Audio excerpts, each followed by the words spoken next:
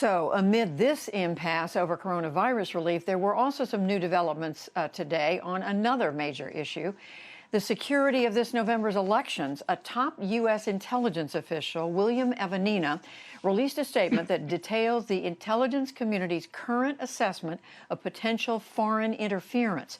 Evanina raised concern about the ongoing and potential activity by China, Russia, and Iran.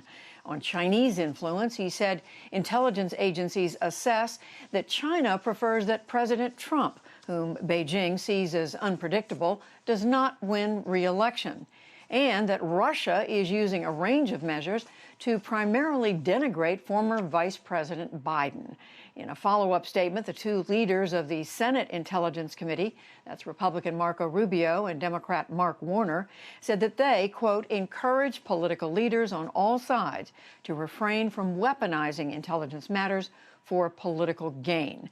So that's a lot to swallow late this afternoon. But Lisa, let me pick up with that. What do we see in this statement from the intelligence community that adds to what we already knew about the possibility of foreign interference in our election?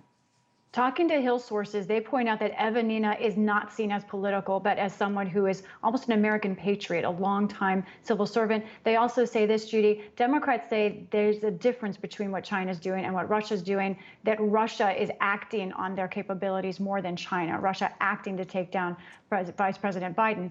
One other note, Judy, though, both parties are worried that the American public's not ready for what may be ahead.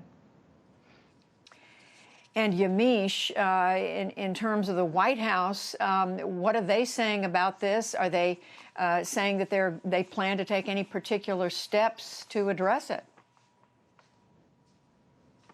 The White House today, officials tell me, are really focused on making sure that our elections are safe. They say they're not going to tolerate any sort of foreign interference and that they're working with all 50 states as well as social media companies to keep the elections safe. That said, President Trump has been loath to talk about election interference. First in 2016 when intelligence communities said that Russia was interfering on his behalf, and now in 2020 when they say Russia is doing the same thing. The president instead has been focused on mail-in voting and saying that there's widespread fraud there, even though there is no evidence of that. So Democrats and critics of the president say he's not focused enough on this issue.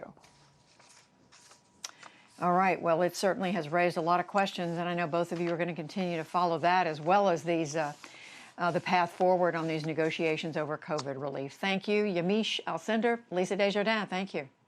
Sure thing.